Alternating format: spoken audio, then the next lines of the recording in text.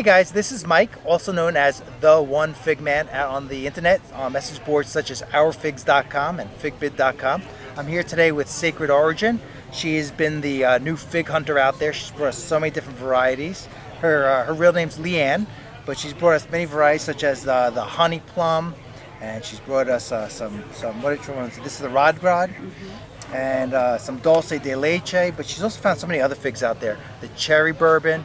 Big three that we've seen a lot of lately were the Honey Plum, we saw the Carr, we saw the Shasta peach, and we know the cherry Bourbon. And we have a few other figs of hers here today. What other figs did you find out there? There's quite a few that we've collected that I've collected this year that I have not brought out to the public yet. I'm just testing them right now to see if they're common. I'm very excited about many of them. A lot of them are over 100 years old and just beautiful and have delicious taste. It's just a matter of finding out if they're common or not before we bring them to the public. But yeah, today. So how do you test your figs to see if they're common or not? Well, what I was told is that the fig wasp is small enough to actually get through a single net. So I've been double netting them. Okay. In order to ensure that the fig wasp does not get through the single layer of netting to get in and pollinate. And then when I break open that fig, if it has any seeds that are potentially looking viable, that wouldn't work. But so far, I haven't noticed caprified fig. Yeah, caprified fig from the double netting. So you'll take some of these figs, you'll slice them open, you'll take the seeds, and you'll see if they sink or not, right? Correct. And if they sink, that means that they've been fertilized and they're viable and they can actually grow new figs. Correct. New fig trees. Right. And if they're not viable, they'll all float. So that's one way to see if it's actually been caprified. And again, that's pollinated from some of the wasps. So you go out there, you find all these figs for us, and you test them.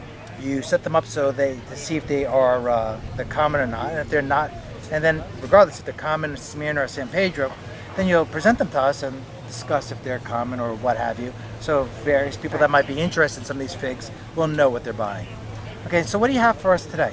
So today I brought some Honey Plum and a few Rodgrod.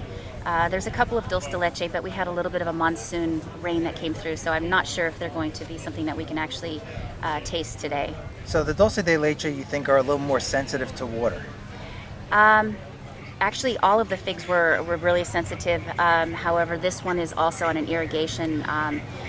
These three figs are all found within 100 yards of another in a neglected blueberry field in Northern California at my mother's ranch, actually. And on so, private property, private guys. Property. So let's not get carried away. Some of these guys out there, they start to zero in on these locations and go to chop down whole trees. So we want to be very, very careful about what we share out there, so people aren't going out there, and we want to protect the mother trees. So the Honey Plum and the Rodgrod are also on the blueberry water line. Here's an idea of all the figs that she brought here today. This is the end of harvest, by the way, so this is like not even the best of the best. I mean, the Honey Plums were gigantic and just beautiful, and I'm sure we'll get a chance to see some of that here today. But yeah, so the Honey Plum and the Dulce de Leche are on the water line of the blueberries, so they're actually getting irrigation. That's how they started. The birds probably, dropped some seeds and they opportunized on this situation of the water line there, and they're growing in between and right on top of blueberry bushes that were planted in the 1970s. So they're just getting too much water, and it's just, not an ideal situation. The Rodgrod appears to be off of the main water line, so they're not getting water. I noticed that with the Rodgrods that I'm growing in pots that are getting properly watered, they're a little bit bigger. But they're still absolutely concentrated, rich berry flavor, wild raspberry actually. Which ones are these? The Rodgrods or the wild raspberry ones? The Rodgrod has a wild raspberry People flavor. are saying that what is Rodgrod? Rodgrod is a Danish of some sort, or it's a Danish dessert? Yeah, it's the name actually came because I had guests over that were Danish. I said, I want you to taste these figs, and I want to know if it's just me, but I mean, there's a couple of these figs out here that are just phenomenal. And so I had them taste a couple of mission figs, some brown turkeys, and a couple of other figs that I had. And then I had to try the Honey Plum and the Dulce de Leche and the Rodgrod, and they were blown away by the three that are there. But in particular, they said that the Rodgrod tasted like a Dutch pudding that they've had in their country. That is a mix of berries. Do you have any Carr figs here with us? I would No. love to, No, I no don't. Shasta peaches. No, Okay. no. But we I got the don't. Rodgrods. Yeah. And we got, all right, so let's cut some of these open. I would love that. Right. I'm so. I think, other than Greenleaf, there have been no reviews. Greenleaf said he grows hundreds of varieties, and this is one of the most underrespected and unknown figs that he knows of. It's one of the best. So. Excuse me, miss. Come on over here, please. I need an unbiased taste. So let's first, I'm going to try one, but you know, I'm throwing them out there on Fig Bid for people to buy. And of course I'm going to be like, wow, they're great, you know, buy. But no, so I'm brought my daughter over here and my son. Now my son has told you guys before on some of my other videos, ugh, this is bad. Or sometimes he goes, ooh, this is good. So we'll see what he has to say. All right, why don't you try one? Why don't you try one that you think is one of the better ones? All right, go ahead. This is supposed to be, well, I'm not going to say what flavor it is. I want you to tell me what you think the flavors are. Now remember, your college tuition is dependent upon what you say.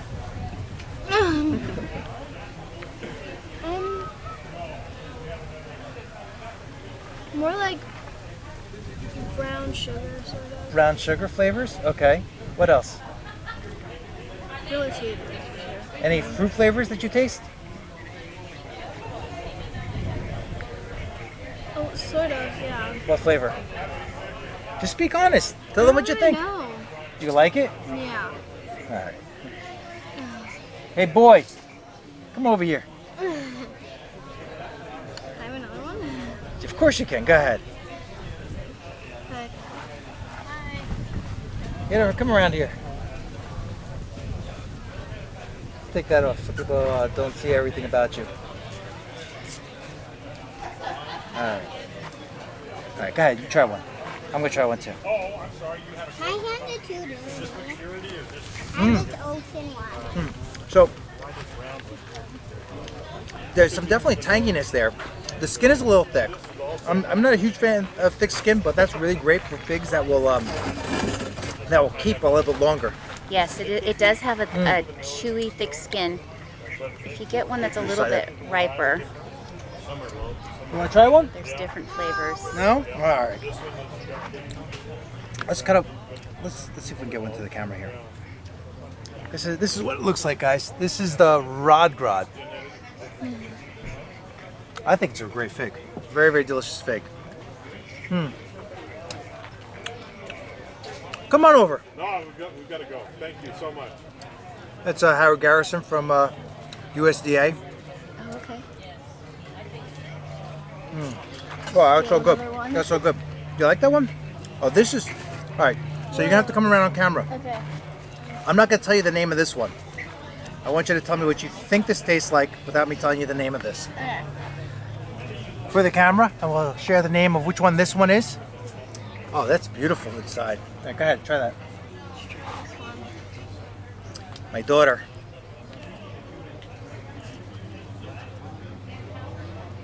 What do you think? It's good. Speak up. I don't think they can hear you there. It's good. What's that taste like? What flavors? I'm not really sure. This one's more like... Look at this one with the jelly inside. Huh. What do you think that tastes like? I'm not really sure. They're like mixed flavors. Mixed flavors of what? Fruit. Okay. Yeah. These are called the Honey Plum. Do you taste any plum in there? Actually, yes, I do. You do? Yeah, isn't it? It really is. It's a ripe plum flavor. Mmm.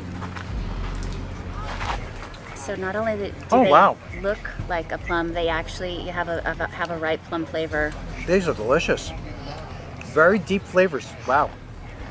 Let's try this one. Very good. A little bit thicker of a skin also. This one's thinner. Which one is this? This is still the honey plum. It's Still just honey plum. different stages of ripeness. Wow, you guys see all this? This is the Honey Plum, okay. And this is the Rodgrod. We should have brought some Shasta peaches. We're gonna do another tasting video on Shasta peaches and Carrs because those are also great figs. right, come on over.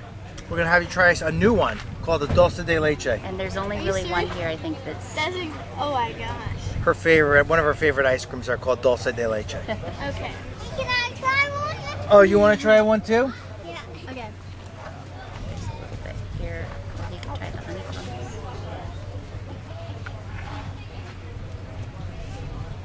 No one can taste that. Good. All right, come around. Sort of. You guys speak up. The skin on the outside is a little thick. So what we see in the stores, we see a lot of like black missions, and those have thicker skins, and those are great for transporting. They hold the figs a little bit thicker. I'm not a huge thick skin person. There are people that don't care about that. But overall, the flavor is fantastic on these. And some of these, talk about the seed crunch. What's the seed crunch on that one? A lot? A little? It can be Hey, come over here. Come over. Make sure the camera can hear you. Grab one of the green ones. Give me a Dulce de Leche. That's for Mike, though, because that's... Oh, okay. This is a good piece right here. This is the Dulce de Leche by Sacred Origin. Dulce de Leche ripens well and stays on the tree as a dried fig. It'll dry on the fig. I mean, the fig will dry on the tree. Yes, it dries very well. It tastes like honey, hints of caramel, a lot more seed crunch on this one. Which was your favorite so far? This one, which is the Rodgrod? I think The Honey Plum? I think the first one. That was the Rodgrod, huh? Do you have any cherry bourbons with you? I don't have any cherry bourbons, unfortunately, today. It's an earlier fig. It's an earlier fig, okay. Yeah, so the harvest has ended. What USDA zone are you in? 9B. 9B. Okay, so 9B. When does the cherry bourbon start to ripen? End of July, beginning of August starts to really kick off. Okay. And it's one of those figs where once they start to ripen, the whole tree ripens all at once. Okay, so you got a lot of figs at one You time. have a lot of figs all at once on the cherry bourbon. The honey plum has a nice cycle where it just kind of cycles through. Rodgrod was one of the first figs I tasted this year, but it has a long season. It is just ending now, though, as well. There are Which one is that? Rodgrod. So the Rodgrod, when that one goes, it's just slow. It's got a nice and you get long figs expanse. all the time Yes. throughout the summer, but it's Yes. just slow. You get a few figs every day, opposed Yes. to 20 figs, 100 figs all at once. Correct. Okay. And what about the honey plum? Honey plum is similar to the Rodgrod, but it's just maybe a week or two behind the Rodgrod in terms of the time of ripening. Okay. All right. And so we don't have the Carr or the Shasta peach, but we want to get some info out to the people there too. When do we see the Carr starting to ripe for you? I would say it's a little bit late to mid-season to start to ripen. So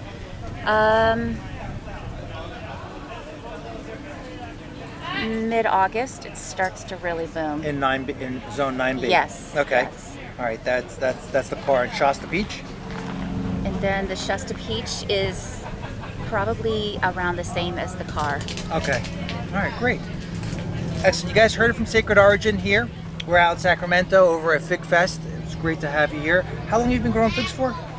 I've had a nursery for approximately 7 years, and I was growing mostly grapes and other types of fruit trees. I really became much more interested in figs when I discovered these figs in the back pasture. So you seem to become more of a fig hunter now. That Now seems to be more of your I passion. am passionate about finding new figs and testing them, growing them, and bringing them to others to enjoy. Yeah. So for you guys out there, a lot of times she'll send a lot of her cuttings to me, or she'll root some of her trees for me, send them over to me, and ask me to help her out there to distribute some of them. And that's why you see me listing a lot of them out there. But they do come from Sacred Origin, and she is the original finder of many of these. She does have her network of fig hunters that she trades with, that they share where they are, and they discuss it, and they test it amongst themselves, so they understand what they have there and create some type of commonality. It's a lot more to that perhaps in another video we discuss and understand really a lot more detailed testing and the fig hunting network that's out there. Yeah, I wanted to share, Mike, that I've only just begun. I've probably got about 25 or 30 new figs that are really promising that we are testing. And Yeah, you have we'll a be bringing watermelon back next week. fig. Yes, we do. We do. I did not bring them, unfortunately. I forgot them. I was in a little bit of a rush to get things this morning.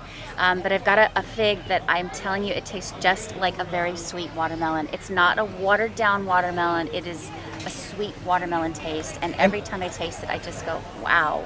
A lot of these flavor profiles that we're talking about, plum, raspberry, and brown sugar, what we're talking about is it's a fig flavor, but it's got these overtones that are mixed of all these different flavors that are associated with that fig flavor. So I can just imagine that fig with that watermelon flavor. It must be a very refreshing fig. It is. Very tasteful fig. Very, very refreshing. It's a little bit smaller, but it's a beautiful fig that starts out striped as it's ripening, kind of like a striped watermelon. Is it variegated? It's not variegated, but it is. You see the ribs, the Okay. deep coloring of the ribs on it, and it's green and yellow and almost a red, like the red Livia. Oh, well, nice. Okay. And is it common yet? It is common, yes. And I don't have one? I know. Well, I've been holding back. I've been out hunting figs and testing them. She's holding out on me, guys. All right. So, I'm going to have some more of these figs. And honestly, this Rodgrod is actually one of my more enjoyable ones. It's a little bit of a smaller fig. But wow, that is really good. The Honey Plum and the Dulce, they're all very, very good. Yeah. The Dutch people that tasted the Rodgrod said red raspberry with Parisia and bergamot background flavors. Okay. And after you taste a couple of the Rodgrods, you start to get variances of really rich, deep raspberry, and then some that are more of that bergamot hint. Mm-hmm. And some that are, maybe is it a wild red raspberry, or is it a strawberry? And then before you know it, you've eaten 10 figs and you're just like, it doesn't matter. This is just a really rich, deep, berry flavored fig that is unique and it's delicious. And I absolutely love going out in the field and going between these caramel, brown sugar flavors, the honey plum and the Rodgrod. It's just a really nice balance. I think this is a great one for collectors who are interested in a diversity of flavor profiles, and it's an enjoyable plate of figs. It definitely is. Well, thank you very much for your time. I really appreciate it. Thank you for doing this interview. Is there anything else you want to share with to our fig followers out here? Just wanted to say thank you, and thanks for watching, and stay tuned. We've got a lot of really exciting new finds to share with you, and I'll be introducing them probably through Mike, so that I can go out and find more. Sacred Origin out on ourfigs.com. Any questions for her, just post them below. We'll get them over to her and try to get you the answers. You could also reach out to her on ourfigs.com. And of course, you guys know me, the One Fig Man. I'm out there on Our Figs. Great to have you. If you like the video, give us a thumbs up. What else are they supposed to do? Subscribe. Speak up. What are they supposed to do? Subscribe to the channel. Excellent. Thank you very much. It's not just What is it? bloopers. Give a thumbs up. So, Wait, chill out. all right. We're Well, editing here, and I get to put the Right. the cuts at the end, the beginning. so I'm really excited to have you here today. Chill out. I gotta do my intro video. You ready? Okay. Yes. Right. So the Dulce de Leche, and all these are common, right? The Dulce de These Leche are- is common. These are all common figs. Honey plum is also kind of dwindling down right now in the harvest. Oh, come on, man. Oh, come on. Take two. I'm gonna start over. Yeah. But it's